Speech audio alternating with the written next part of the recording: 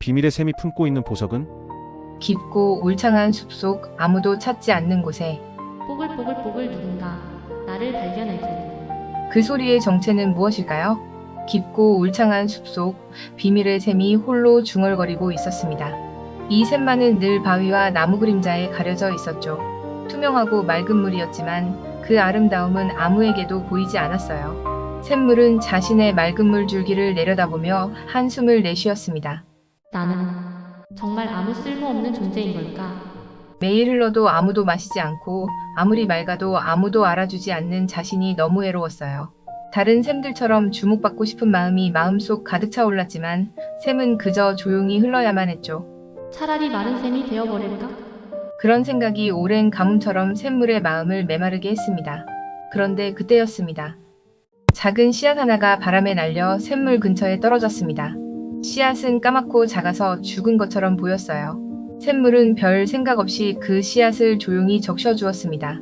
어차피 아무도 내 물을 필요로 하지 않으니까. 그런데 며칠 뒤 놀라운 일이 일어났습니다.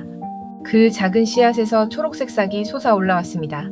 작은 싹은 샘물을 향해 고개를 들고 작게 속삭였습니다. 내 덕분에 살아났어. 정말 고마워. 그 순간 샘물의 가슴 속에서 뭔가 뜨거운 것이 올라왔습니다. 누군가에게 도움이 되었다고? 그 작은 말은 샘물의 마음에 따뜻한 햇살처럼 스며들었어요. 샘물은 그제야 깨달았습니다. 보이지 않아도 괜찮다는 것을, 자신의 존재가 누군가에게 작은 생명이 될 수 있다는 것을요. 그리고 그 순간 샘물은 자신이 진정으로 품고 있던 보석이 무엇인지 어렴풋이 알게 되었습니다. 그날 이후 샘물은 더 이상 숨지 않았습니다. 보이지 않아도 빛나지 않아도 괜찮다는 것을 깨달았거든요. 샘물은 작은 생명을 키우는 것에 온 마음을 집중했습니다. 그러자 신기한 일들이 연달아 일어나기 시작했어요. 샘물의 맑은 물은 주변의 시든 풀들을 푸르게 만들었고 작은 꽃들이 하나둘 피어나기 시작했습니다. 그 아름다운 변화를 본 숲속 동물들이 하나둘 샘물을 찾아오기 시작했어요. 사슴이 왔고 다람쥐가 왔고 새들도 날아왔습니다. 샘물은 비로소 자신의 진짜 존재감을 느끼게 되었습니다. 햇살이 샘물 위로 쏟아졌고 그 순간 샘물은 깨달았습니다. 내가 품고 있던 보석은 바로 생명 그 자체였구나. 숨겨진 샘물은 이제 스스로 빛을 내어 숲을 밝히는 존재로 자라났습니다. 보석을 찾으려 했지만 자신이 바로 그 보석이었던 거예요. 그것은 마치 숲속에 숨겨진 보석처럼 빛났습니다. 햇살이 샘물 위로 쏟아졌고 그의 물은 진정한 생명의 상징이 되었습니다. 울지 않던 샘물은 이제 스스로 빛을 내어 숲을 밝히는 존재로 자라났답니다. 비밀의 샘이 품고 있는 보석은? 왜 나만 외면하는 걸까? 넓은 하늘에 해와 달이 살고 있었어요. 둘 다 세상을 밝히는 일을 하고 있지만 사람들은 둘을 전혀 다르게 대했거든요. 아침부터 사람들이 해를 보며 기뻐했어요. 와, 해가 떴다. 놀러 가자. 좋은 하루가 될 것 같아. 해는 기뻤지만 저 멀리 보이는 달을 보니 마음이 복잡했어요. 달아, 넌 왜 항상 혼자 조용히 있어? 나는 사람들이 시끌시끌 말을 걸던데. 사람들이 나를 잘 안 보더라. 저녁이 되자 달이 하늘에 떠올랐어요. 하지만 사람들은 바쁘게 집으로 들어가고 있었어요. 나도 세상을 밝히고 있는데 왜 아무도 나를 반겨주지 않을까? 가끔 한두 사람이 달을 올려다보긴 했지만 달이 예쁘네. 라고 하는 정도였어요. 넌 늘 고요해서 좋겠다. 나는 너무 바빠서 쉴 틈이 없어. 나는 바쁘다는 게 부러워. 다들 필요로 하잖아. 둘은 빛을 비춰주는 같은 일을 하고 있어도 서로가 이해되지 않고 부러워하기만 했어요. 어느 날 밤 한 간호사가 잠시 하늘을 보며 오늘도 힘든 하루였네. 달이 정말 밝다. 간호사는 달빛을 보며 깊게 숨을 내쉬었어요. 달빛 덕분에 마음이 편안해져 고마워. 나를 고마워한다고?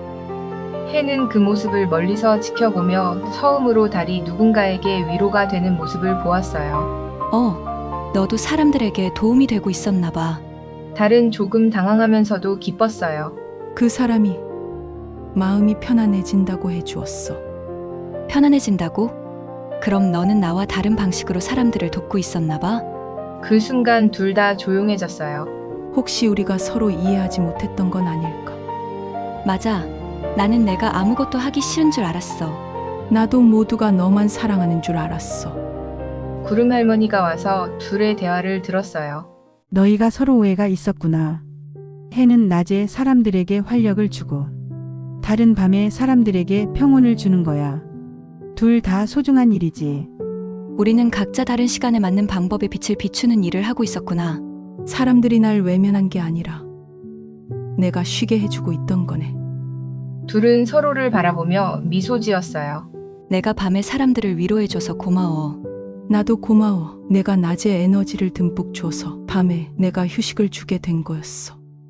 사실 언제나 해는 낮에, 달은 밤에 각자의 방식으로 사람들을 돕고 있어요. 둘 다 자신만의 시간에서 충분한 행복과 만족을 느끼게 되었답니다. 왜 나만 외면하는 걸까? 빛나는 마음의 외침. 바다 절벽 위에 서 있는 등대에게 문제가 생겼습니다. 어느 날부터인가 마음대로 빛이 나오질 않는 거예요. 예전에는 늘 똑같이 빛을 비추고 또 비추고 했는데 말이죠. 아침에 예쁜 새들이 지나가면 빛이 춤을 추듯 반짝반짝, 오후에 구름이 해를 가리면 빛이 한숨 쉬듯 천천히 반짝, 저녁에 폭풍 구름이 보이면 빛이 불안하게 떨리며 번쩍번쩍. 아니, 이게 뭐야? 내가 왜 이러지? 등대는 당황스럽기만 합니다. 100년 동안 한 번도 이런 적이 없었거든요. 그런데 더 큰 문제가 생겼습니다.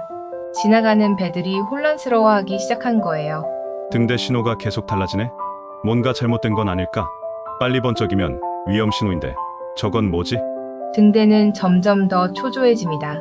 배들을 안전하게 안내하는 게 자신의 일인데 오히려 혼란만 주고 있으니까요. 어느 날 밤 바다가 등대에게 조용히 물어봅니다. 등대야, 요즘 마음이 어때? 마음? 그게 뭔 상관이야? 나는 그냥 빛만 비추면 되는 거 아니야? 그런데 내 빛이 계속 달라지잖아. 혹시 내 마음도 계속 달라지는 게 아닐까?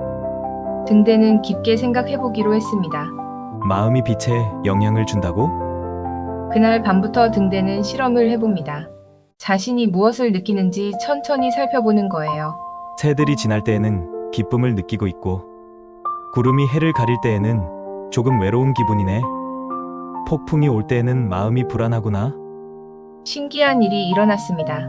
감정을 인식하자 등대는 빛을 조절할 수 있게 되었어요. 기쁠 때도 빛을 차분히 비추며, 외로울 때도 따뜻하게 빛을 내며, 불안할 때도 든든하게 빛을 뿜으며, 며칠 후 큰 폭풍이 몰아쳤습니다. 거센 바람 속에서 작은 배 하나가 길을 잃고 헤매고 있었어요. 등대는 순간 걱정이 밀려왔습니다. 저 배가 무사할까? 내가 제대로 안내할 수 있을까? 하지만 이번에는 달랐습니다.